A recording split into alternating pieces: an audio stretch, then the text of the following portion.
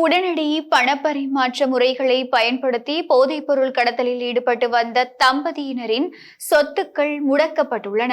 சட்டவிரோத சொத்துக்கள் விசாரணை பிரிவினரால் பணச்செலவை எதிர்ப்பு சட்டத்தின் கீழ் நீண்ட நாட்களாக மேற்கொண்டு வந்த விசாரணைகளின் அடிப்படையிலேயே இவ்வாறு நேற்றைய தினம் சொத்துக்கள் முடக்கப்பட்டுள்ளன. பொரளை பேஸ்லைன் வீதி சிறிசர உயன என்ற பகுதியில் வசித்து வந்த குறித்த தம்பதியினர் 2017ஆம் ஆண்டு தொடக்கம் இதுவரையிலான காலப்பகுதியில் உடனடி பணப்பரிமாற்றம் மூலம் போதைப்பொருள் கடத்தலில் ஈடுபட்டு வந்துள்ளதாக தெரியவந்துள்ளது. மேலும் சந்தேக நபர்கள் இதன் மூலம் கிடைத்த பணத்தை குறித்த பெண் சந்தேக நபரின் தாயாரின் வங்கிக் கணக்கில் வைப்பிலிட்டுள்ளதாகவும் தெரியவந்துள்ளது.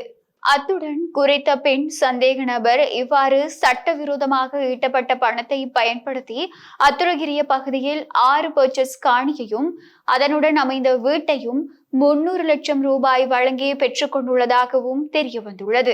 அதன்படி பண மோசடி தடுப்பு சட்டத்தின் கீழ் சந்தேக நபர்களால் வாங்கப்பட்ட வீடு உள்ள நிலத்தை நேற்றைய தினம் முதல் 7 நாட்களுக்கு செயலிழக்க செய்யுமாறு உத்தரவு பிறப்பிக்கப்பட்டுள்ளது. இதேவேளை நேற்றைய தினம் அத்துரகிரிய பகுதியில் வைத்து குறித்த சந்தேக நபர்கள் இருவரும் கைது செய்யப்பட்டனர்.